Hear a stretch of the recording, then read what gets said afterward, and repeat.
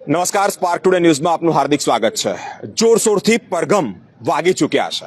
હાલ અત્યારે આવતીકાલે જ્યારે વકીલ મંડળની ચૂંટણી થવાની હોય, બરોડા બાર એસોસિએશનના જે પ્રેસિડેન્ટ એટલે કે મને એમ લાગે છે કે પરિવર્તન થશે।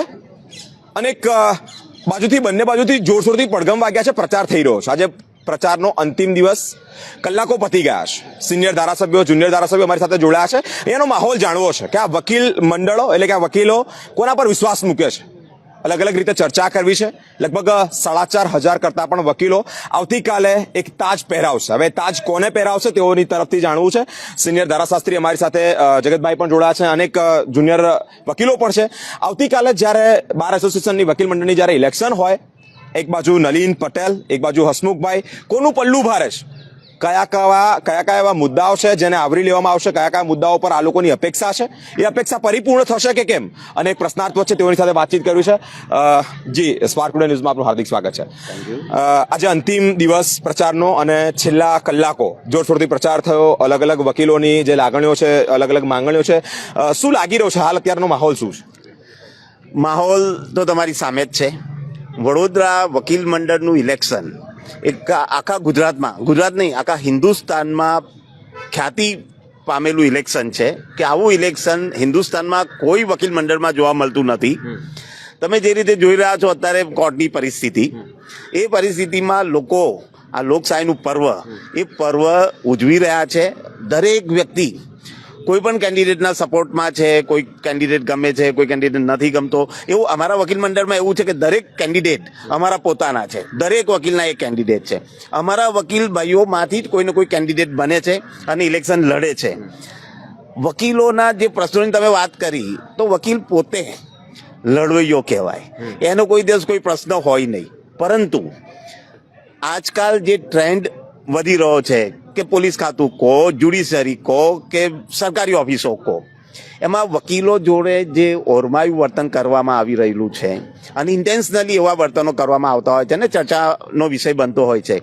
અમારી અપેક્ષા કોઈ પણ કેન્ડિડેટ ચૂંટાઈને આવે એની પાસે એક જ છે કે વડોદરાના વકીલો, એ વકીલોનું માન સન્માન જળવાય, વકીલોનો મોભો જળવાય અને વકીલોને દરેક જગ્યાએ માનની દ્રષ્ટિએ જોવાય, એટલો પ્રયત્ન કરવામાં આવે તો અમે વકીલો આ પરિસ્થિતિમાં, આ ઇલેક્શનમાં વોટ આપ્યો છે અને સારો કેન્ડિડેટ આવ્યો છે, એમાં સક્સેસ ગયા છે એવું માનવું પડે।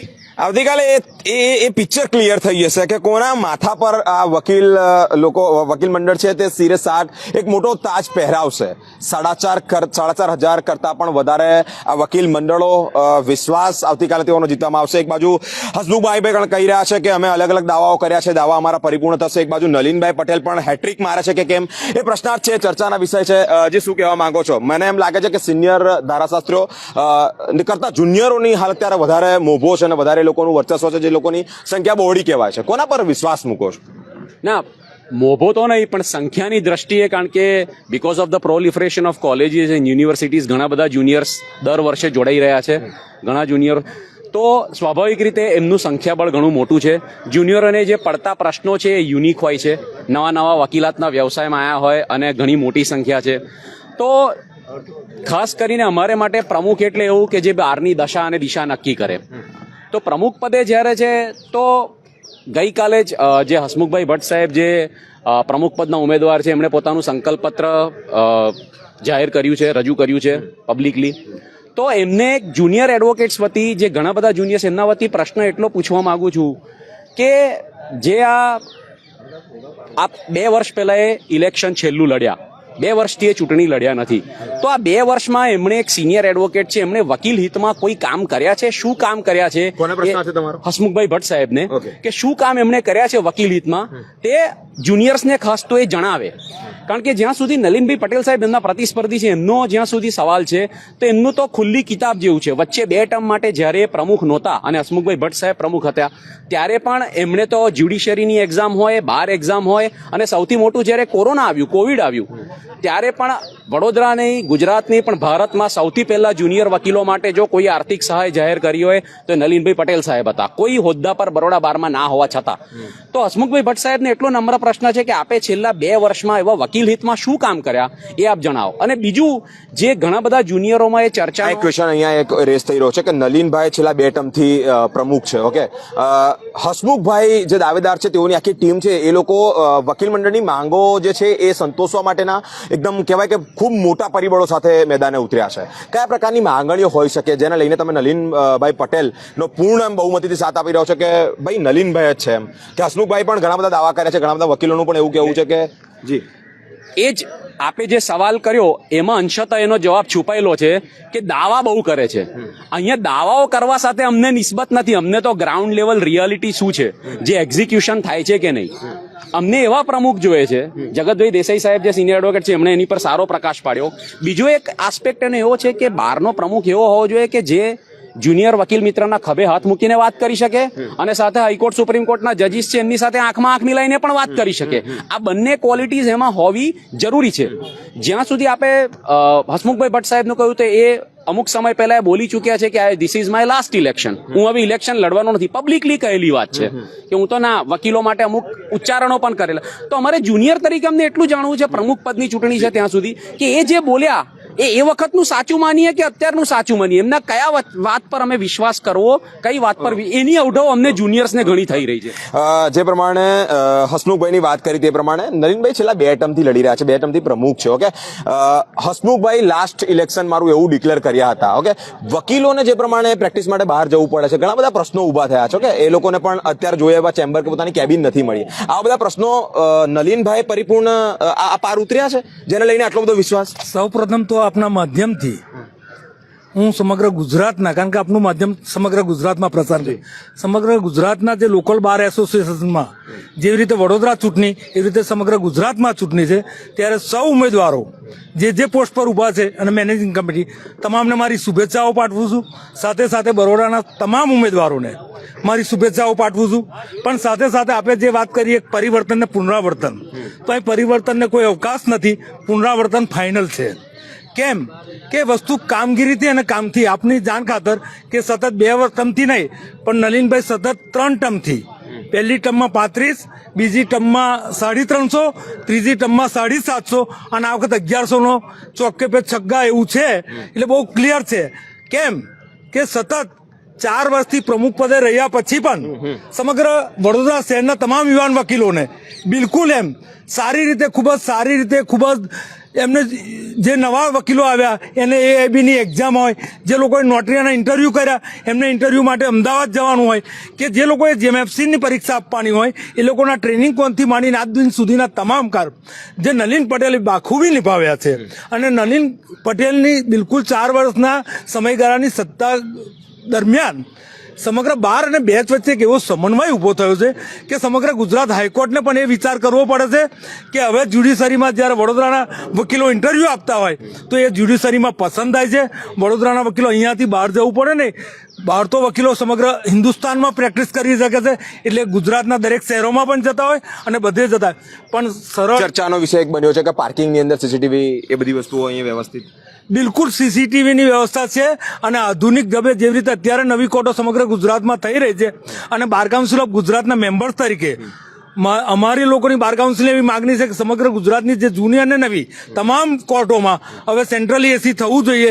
હમણાં છોટાઉદેપુરની આખી કોર્ટ સેન્ટ્રલી એસી થઈ, બરોડાનું પણ મંજૂર બજેટ થઈ ગયું છે અને બરોડામાં પણ હવે સેન્ટ્રલી એસી કોર્ટ થવાની છે.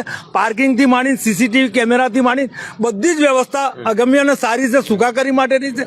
અને પ્રમુખ સતત જ્યુડિશરીના અને જે એડમિનિસ્ટ્રેશન છે એના પ્રયાસોમાં રહે છે અને સાથે સાથે હાઈકોર્ટના યુનિટ જજ એમની સાથે પણ પરામર્શમાં રહીને બરોડાના વકીલો અને સિનિયર જુનિયર વકીલોના આદર સાથેના પ્રશ્નો રજૂ કરે છે. ઓકે. કાયદાની વ્યવસ્થા જળવાઈ રહે તેવા જેઓ પોતાના નિષ્ઠાપૂર્વક ફરજ અદા કરતા હોય તમામ વકીલો હાલ અત્યારે આવતીકાલે પોતાનો કિંમતી અને પવિત્ર મત આપવા માટેની તૈયારી બતાવી રહ્યા છે. નલિનભાઈ ખૂબ સારી રીતે કામગીરી અત્યારે 2 ટર્મ સુધી કરી છે. હર્ષદભાઈ અમારી સાથે જોડાયા છે. જી, શું કહેવા માંગો છો? પડઘમની વચ્ચે અનેક દાવાઓ ક્યાંક કહી રહ્યા છે કે આ તો દાવાઓ જ કરવામાં આવ્યા છે, તો ક્યાંક હસમુખભાઈની જે ટીમ છે એ પણ એવું કહી રહી છે કે ભાઈ બધા જ દાવાઓ પરિપૂર્ણ જે દ્વારા વકીલોની માંગણીઓ નથી સંતોષાતી. અલગ અલગ રીતે વકીલોના સ્ટેટમેન્ટ આવી રહ્યા છે. શું માનવું છે? જો ચૂંટણી છે એટલે દરેક ઉમેદવાર પોતાનો દાવો તો પ્રસ્તુત કરવાનો, પણ ખરેખર વકીલોને શું જોઈએ છે એ વકીલોને જ ખબર છે, અને કોણે સારું પ્રતિનિધિત્વ કર્યું અને કોણે વકીલોને અહિતમાં કાર્ય કર્યું એ તો મતદાતા જ નક્કી કરવાનું છે. ભૂતકાળની વાત કરીએ તો અમે 2018માં હું પોતે આ બાર એસોસિએશનમાં એઝ અ કમિટી મેમ્બર તરીકે કામ કરેલું, અને તે ટાઈમે અમે ઘણી સુવિધાઓ પણ કરેલી. વર્તમાનમાં ક્યાંક ને ક્યાંક એવી ખામીઓ જણાય છે, તો એ ખાસ કરીને જુનિયરને સ્પર્શતા પ્રશ્નો છે એ મોટે ભાગે સંતોષાતા નથી. અને જુનિયર વકીલોને જે જોઈએ છે, કારણ કે સિનિયર વકીલ તો આજે એક આવકનો સ્ત્રોત એમની પાસે હશે, પણ જુનિયરોનો પ્રશ્ન આવકની બાબતોમાં ઘણી પીછેહટ છે.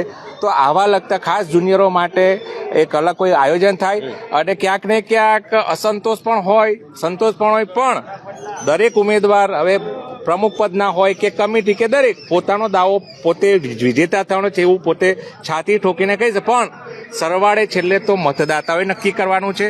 પુનરાવર્તન થશે કે પરિવર્તન, પણ આખરી દાવ તો મતદાતા ઉપર છે. મારી સાથે રીતેશભાઈ જોડા છે. રીતેશભાઈ, શું કહેવા માંગો છો? આક્ષેપ, પુનરાવર્તન, પરિવર્તન, આ બધાનું એક વાવાઝોડું, અને વાવાઝોડા વચ્ચે આપનો શું મત છે? આ ઇલેક્શન સામાન્ય પબ્લિકનું ઇલેક્શન નથી. આ ઇલેક્શન બુદ્ધિજીવી વર્ગનું ઇલેક્શન છે. વકીલો એટલે બુદ્ધિજીવી વર્ગમાંથી આવે, અને વકીલશ્રીઓને ખબર છે કે આખું વર્ષ કોઈએ કામ કર્યું છે, કોઈએ કામ નથી કર્યું, કોઈએ વકીલોના ફોન ઉચક્યા છે, કોઈએ નથી ઉચક્યા, કોઈએ શું કામ કર્યું છે, એ બધું વકીલો જાણે છે. એટલે વકીલો નિશ્ચિંત છે કે આ વખતે કોને વોટ આપવો અને કોને નહીં આપવો મારે કંઈ કહેવાનું જરૂર નથી. મારા જેવા ઉમેદવારો હોય છે જે 365 દિવસ 24 કલાક 108 જેવી સેવા આપે છે, અને વકીલશ્રીઓને જ્યાં જ્યાં તકલીફ પડે છે ત્યાં ત્યાં એમની સાથે ખડે પગે ઊભા રહે છે. અને વકીલશ્રીઓની હું તો આપના માધ્યમથી જણાવવા માગું છું કે એવા ઉમેદવારી નોંધાવી જોઈએ જે વકીલોનું રક્ષણ કરી શકે. અમુક ઉમેદવારો એવા છે કે જે પોતાનું રક્ષણ નથી કરતા અને વકીલોનું રક્ષણ કરવા નીકળી જાય છે, પણ વકીલોનું રક્ષણ ક્યારે કરશે? મારા મતે એક ક્વેશ્ચન, મારા મતે પરિવર્તન પાકું છે કે પછી પુનરાવર્તન થવાનું? શું લાગી રહ્યું છે? આપ તો સિનિયર છો. પરિવર્તન અને પુનરાવર્તન એ વકીલશ્રીઓ નક્કી કરશે, પણ હા, ઉપલી પોસ્ટમાં પરિવર્તન 100% નિશ્ચિત છે. પ્રમુખ પદના ઉમેદવાર હસમુખભાઈ ભટ્ટ જંગી બહુમતીથી જીતીને આવે છે એવી હું આપણે સૌને મારા વકીલશ્રીઓ ઉપરથી હું આશા રાખું છું. 2 ટર્મથી નલિનભાઈએ જે વકીલોના પ્રશ્નો સાંભળ્યા છે, અત્યારથી એવા વકીલો તરફથી માહિતી આવી રહી છે, એમણે પ્રશ્નો સાંભળ્યા છે, એ પ્રશ્નોને વાચા આપી છે, ઉપર પણ વાત કરી છે કે તમારી ફેસિલિટી, પરંતુ ક્યાંક ને ક્યાંક અલગ અલગ સમસ્યાઓ છે. સમસ્યાઓ શું હસમુખભાઈએ કરેલા દાવા એ પરિપૂર્ણ થશે? ક્યાંક કોકના દ્વારા જાણવા મળી રહ્યું છે કે કેવળ દાવા પૂરતા સીમિત છે, તો કોકના દ્વારા એવું પણ જાણવા મળી રહ્યું છે કે નલિનભાઈ, તમે કોઈ પણ વકીલને પૂછો કે ભાઈ નલિનભાઈ એટલે હરેક એક વકીલની આશા, એક વિશ્વાસ છે. એવામાં હસમુખભાઈનો હાલ અત્યારે જોરશોરથી પ્રચાર થયો, જોરશોરથી હસમુખભાઈ પણ લોકો વિશ્વાસ મૂકી રહ્યા, એટલે વકીલો વિશ્વાસ મૂકી રહ્યા છે. કયા એંગલથી જોવો છો બંને? જ્યારે હસમુખભાઈ પ્રમુખ હતા ત્યારે આ પાર્કિંગની સમસ્યા હતી. એ પાર્કિંગની સમસ્યા આપ જોઈ શકશો, એ વખતના જૂના વિડીયો હોય ને આપણી પાસે તો જોજો કે આ પાર્કિંગની સમસ્યા પૂરેપૂરી સંપૂર્ણ સોલ્વ કરી હતી. હસમુખભાઈ જાતે પોતે ઉભા રહીને પાર્કિંગ વ્યવસ્થિત કરતા, અને વકીલો અને જે પક્ષકારોનો જ્યાં પાર્કિંગ પક્ષકારો હતું ત્યાં પાર્કિંગ થતું હતું, નહીં કે વકીલોના પાર્કિંગમાં. અને અત્યારે પરિસ્થિતિ શું છે? વકીલોને જ્યારે જવું હોય ને કોર્ટમાં તો ગાડીઓ પડી હોય ને તો વળીને જવું પડે છે, પોતાના કપડાં પણ ફાટે છે, એવી પરિસ્થિતિમાં જવું પડે છે. એટલે હાલના પ્રમુખ કામગીરી કરવામાં તદ્દન નિષ્ફળ નીવડ્યા છે. એ તમામ વકીલશ્રીઓ જાણે છે. હસમુખ ભટ્ટનો વાવર એમને એમ નથી, કેમ કે છેલ્લા 4 વર્ષથી વકીલો ત્રાસ્યા છે કે આ પ્રમુખ ફોન ના ઉચકે, ના કોઈનું કામ કરે, તો શું કરવા? આ જગ્યા એવી નથી કે અહીંયા હું છું, આજે હું વકીલો માટે કામ કરું છું, કાલે ના કરું તો હું વકીલોને આહવાન કરું છું કે કાલે હું કામ ના કરું ને તો મને પણ અહીંયાથી વોટ નહીં આપીને અહીંથી ખદેડી મૂકવો જોઈએ, નહીં કે આ મારા અહીંયા કોઈ કમાવાનું આ સાધન નથી. આ જગ્યાએ વકીલશ્રીઓએ પોતાનો ધંધો કરે છે, પણ પોતાનો ધંધો પ્રામાણિક રીતે કરવાનો છે, નહીં કે અહીંયા કોઈ આવીને આડા ઊંધા ધંધા કરીને કમાણી કરવાની. આડા અને અવળા ધંધા પર જ્યારે વાત આવી છે, 450 કરતા પણ વધારે વકીલો આવતીકાલે, આ 4,500 કરતા પણ વધારે વકીલો આવતીકાલે નક્કી કરશે કે કોના સિરે તાજ પહેરાવો છે. મોટી અપડેટ, મોટી માહિતી. કાયદાની વ્યવસ્થા કરવી એ શું છે? સામાન્ય માણસ, જ્યારે તમે અત્યારે એવા કિસ્સાઓ જોયા છે કે જ્યાં નીચલા વર્ગના લોકોનો ક્યાંક અન્યાય થતો હોય તે અવાજ દબાઈ જાય છે. કોણ ઉજાગર કરે છે? આ જ લોકો. કોણ લડત આપે છે? આ જ વકીલો. અને જે વકીલો સાચા અર્થમાં એ કહેવાય કે લોકશાહીનું જતન કરી રહ્યા છે.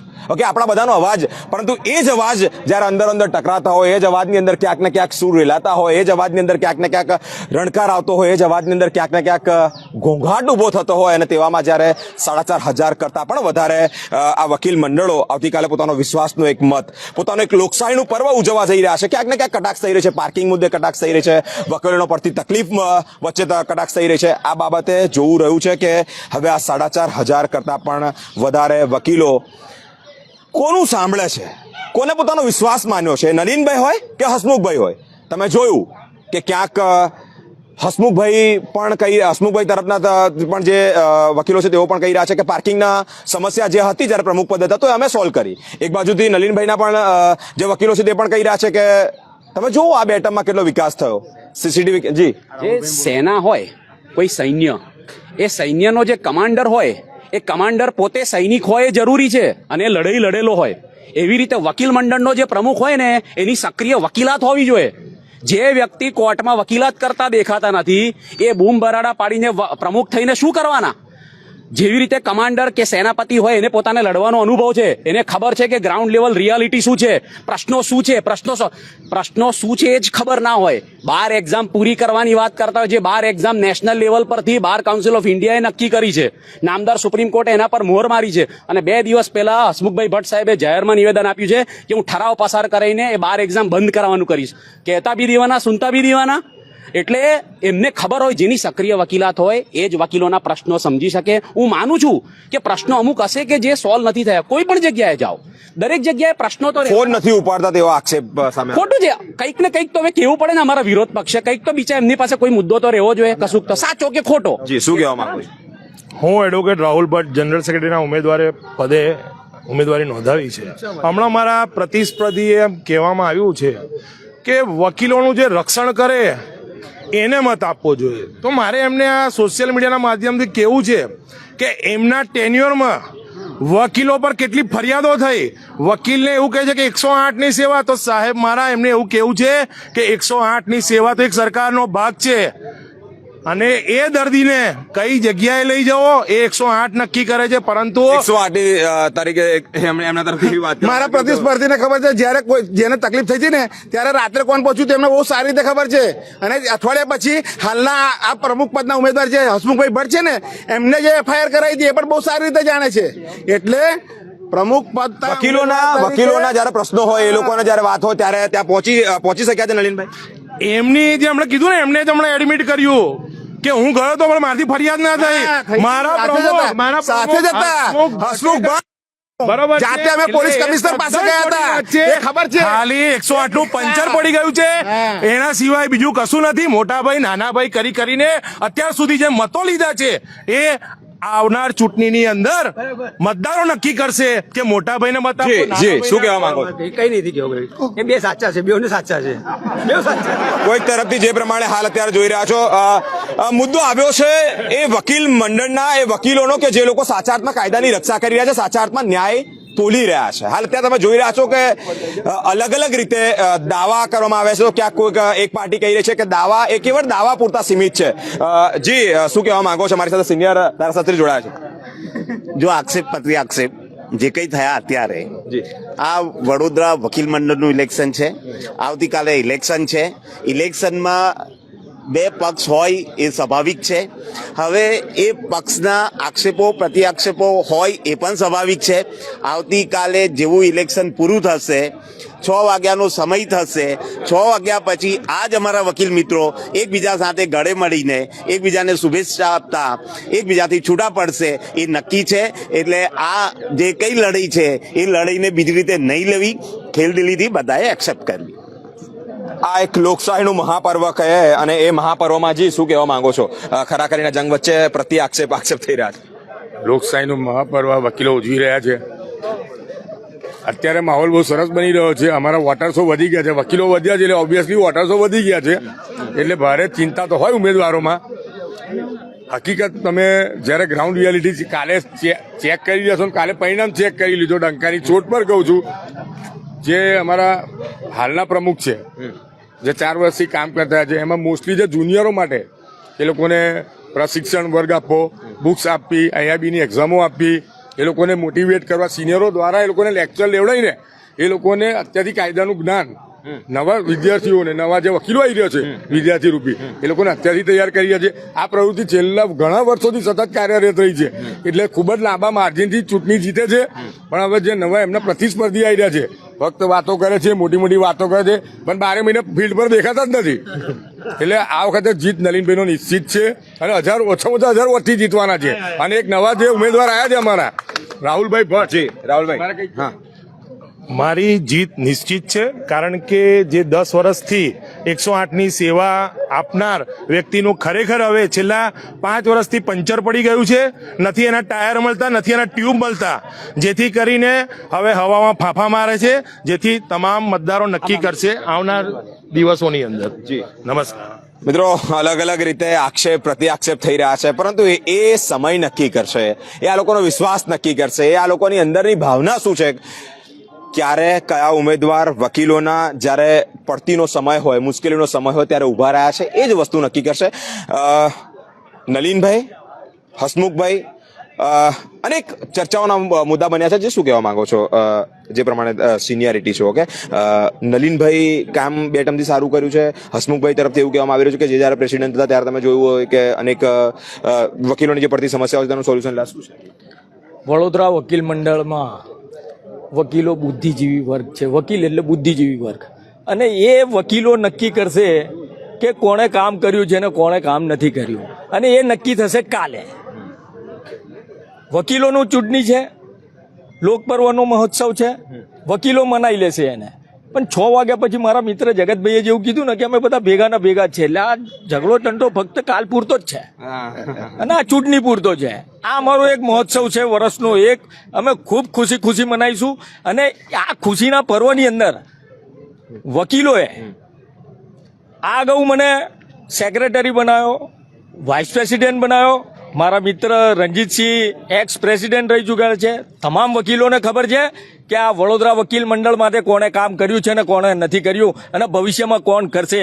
અને જ્યારે કોઈ વકીલને જરૂર પડે છે તો એને જાણ કરવામાં ના આવે, પણ જાણમાં આવે ને ત્યારે પણ એ વકીલ હાજર હોવો જોઈએ, એવા નેતા જોઈએ. મારું એવું કેવું છે કે ફક્ત પ્રમુખ જ નક્કી નથી કરતો કે આખી બોડી આનું સંચાલન કેવી રીતના કરવું, પણ પ્રમુખની સાથે એની નીચેના જેટલા બી માળખામાં જોડાયેલા જે હોદ્દેદારો હોય ને એને બી ખભે ખભો મિલાવવો પડશે. ત્યારે વડોદરા વકીલ મંડળની જે કંઈ પ્રશ્નો છે ને એનું નિરાકરણ આવશે. પોલીસ ખાતું છે, સરકારી ખાતું છે, કોઈ પણ વકીલનું અપમાન કરે, કોઈ મજાલ છે આલિયા માલિયા જમાલિયાની કે વકીલોનું અપમાન કરે, એ ક્યારે શક્ય છે કે એક મજબૂત અને બાહોશ વકીલ મંડળના હોદ્દેદારો ચૂંટાશે ત્યારે. અને મારા વડોદરાના વકીલોને એવી નમ્ર વિનંતી છે કે એવા વકીલોને પસંદ કરજો કે જે તમારા પડખે આવીને ઊભા રહે, નહીં કે ખાલી વાતો કરીને. ખાલી વાતો કરવી છે કે પછી આ વકીલોના પ્રશ્નોને વાર આપી છે, એટલે કે એમની માટે ઊભું રહેવું છે. અને એક પ્રશ્નાર્થ છે, એ પ્રશ્નાર્થના સોલ્યુશન વકીલો કોના પર વિશ્વાસ મૂકે છે, કોને પોતાના માને છે. અડધી રાત્રે ફોન ઉપાડવો, એમના પ્રશ્નો સાંભળવા, એક કચડાતા અવાજ કે જે દબાઈ ગયેલો અવાજ એને ઉજાગર કરવાનું કામ આ લોકોનું છે. બુદ્ધિજીવી વર્ગ કહેવામાં આવે છે, સાચા અર્થમાં ન્યાય અને કાયદાના રક્ષક કહેવામાં આવે છે. એ વકીલો અને એમનું જ્યારે આ બાર એસોસિએશન એટલે કે વકીલ મંડળનું જ્યારે ઇલેક્શન હોય, એક બાજુ હસમુખભાઈ, એક બાજુ નલિનભાઈ, બંનેના પડઘમ પ્રચાર ખૂબ જોરશોરથી વાગ્યા. આજે અંતિમ દિવસો, અંતિમ કલાક જોરશોરથી એડી ચૂંટીનું જોર લગાવવામાં આવ્યું. 4500 કરતાં પણ વધારે આ જુનિયર અને સિનિયર વર્ગ એમના પ્રશ્નો જેણે સાંભળ્યા હશે, જેઓ વકીલોની વારે આવ્યા હશે. સાચા અર્થમાં વકીલ એ મારો મિત્ર નહીં, પરંતુ એ મારા ઘરનો સદસ્ય છે, મારે એ લોકોની વારે આવવું છે. એવા અનેક તમે જોયા એ પ્રમાણે કે આક્ષેપ થયા, પ્રતિ આક્ષેપ થયા. કોકે કહ્યું કે અમે તો અમારા સિનિયર ધારાશાસ્ત્રી એમણે એવું કહ્યું કે આ તો ખાલી કાલ પૂરતું જ છે, ફરી અમે તો પાછા એઝ ઇટ ઇઝ એકબીજાના ખભા પર હાથ રાખીને અમે ફરતા જોવા મળીશું. પણ ક્યાંક ને ક્યાંક એની રક્ષા કરવી, એનું જતન કરવું, એની માવજત કરવી કે આ ન્યાય એક લોકશાહીનું પર્વ છે. સાચા અર્થમાં ખેલદિલીની ભાવના અહીંયા આવતીકાલે જોવા મળે છે કે પછી વકીલોની વારે કોણ આવ્યું એ સ્પષ્ટ ચિત્ર થાય છે. અલગ અલગ સમયની અલગ અલગ જગ્યાની અપડેટ આપ સુધી પહોંચાડતા રહીશું. શું થાય છે જોવાનું ચૂકશો નહીં. પરિવર્તનની લહેર કે પછી પુનરાવર્તન રિપીટ થશે. આપ સુધી અપડેટ પહોંચાડતા રહીશું અમારી સાથે સ્પાર્ક ટુડે ન્યૂઝ પર. તમામ અપડેટ જોવા માટે જોડાયેલા રહો. કેમેરામેન ગૌતમ સાથે હું બિરેન, સ્પાર્ક ટુડે ન્યૂઝ.